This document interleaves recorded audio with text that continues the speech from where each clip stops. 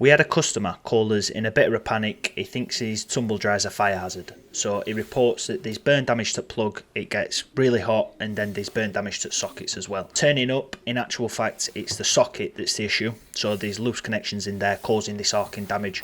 But while we're here, we're going to investigate tumble dryer. Our main goal is just to ensure the tumble dryer is safe. We need to remove the top off machine. There's just 3 bolts, and then this wooden panel should just pull straight back. What we need to do is independently test the machine free of that mains cable. So obviously that's got damage to it. We don't want the mains cable interfering with our insulation resistance test. With that cable removed, we're still getting a very low reading of 5.2 megohms, which tells me we need to investigate further. Best place to start is the heater. On the back of the machine, there's this metal cover. There's about 15 screws around the outside. Make sure we remove all of those. Depending on age of machine, we might need a small screwdriver. Just slot that in the gap between the machine and the metal cover. Use a little bit of leverage and it should release.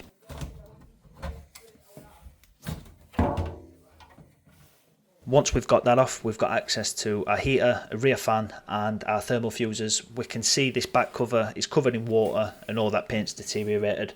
The reason it's covered in water is the customer's not emptying the bottle as often as is needed and water's permeating through the machine. Remove all this paint because it's knackered anyway and it's just going to cause us noise in future. We want to avoid recalls, so anything we can do towards that is a massive help. We can see the heater here, it's knackered, it's wet through, it's covered in fluff and there's bits all over every single coil. So remove this little rubber connector that holds the wiring into place.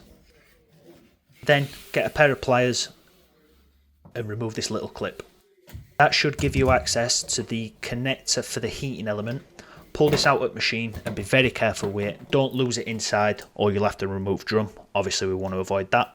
We've got our new heater here. With Canday tumble dryer heating elements, there's a couple of versions, so make sure yours has the same connector on the end. When you're changing them out, that's the main thing to look for.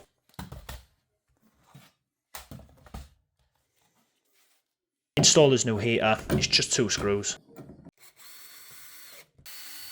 Reconnect it. At that point we can push it all back into the machine and reconnect both the clip and the rubber stopper in the exact same position they were.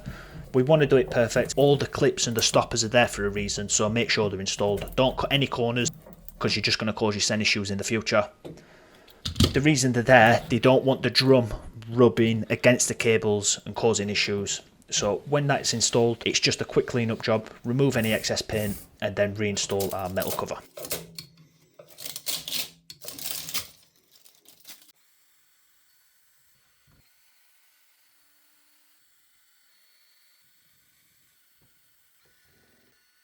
So now as new heater's installed, the metal cover's back on, all we've got to do is replace that mains cable. While we're here, we might as well give the machine a little bit of a quick service, so grab a hoover, remove any excess dust and lint that you can see that's built up inside the machine. Got the lid off, we might as well do it now. There are a couple of reasons why we're taking so much care about this. So obviously I'm running a business, I offer all my customers a guarantee on any work that I've done. They're paying for it at the end of the day, so I want to make sure they're getting value for whatever they're spending. I want to avoid recalls, so anytime in the foreseeable future, if this machine goes wrong for whatever reason, I could be coming back free of charge and seeing to it. So I just want to reduce any possibility of that happening. So in regards to the water bottle, I'm telling the customer to empty it regularly. I'm showing them how to do that. I'm showing them how to clean the filters out, and I'm just giving them a basic guide on how to run it efficiently. All with the aim of decreasing my chances of returning to it, because it just costs me money at the end of the day. The customer has a bad experience, it's bad for my reputation. Anything we can do to mitigate the chances of us going back to this machine is a good idea. So as you can see, just continuing with service, remove the filters, make sure they're all clean from lint, remove the water bottle down here. Like I said, this is way too full. I don't think customers been emptying it as often as they should.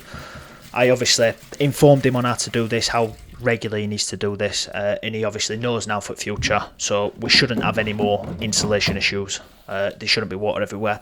That's the condenser. The way you clean these, you take them outside, hit them with a high pressure hose, get all that fluff out of there. We did that off camera. Reinstall the water bottle, reinstall the condenser, reinstall the filters, and then put this front cover back on. All we've got left is the mains cable, so that's the terminal block. There's 2 bolts on the back of this, just remove those. You can see we actually cut the mains cable off, although the customer was aware he couldn't plug the machine in. I don't know if there's anybody else in this house that might try turning it on, might try using tumble dryer.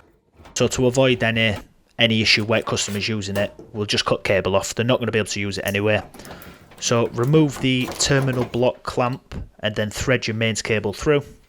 Reinstall those bolts, and now it's time for an insulation test. And you can see the difference there. We're getting an ideal reading, that's where we want to be. Insulation and continuity are both fine. This machine's in pretty much perfect condition. So plug it in. The customer actually got the socket replaced, so there's no thought of this is going to come back in damaged. Make sure we're obviously heating, make sure we're running, and then yeah, customer's ready to go. If you need any help with this or you've got any questions, feel free to give me a shout.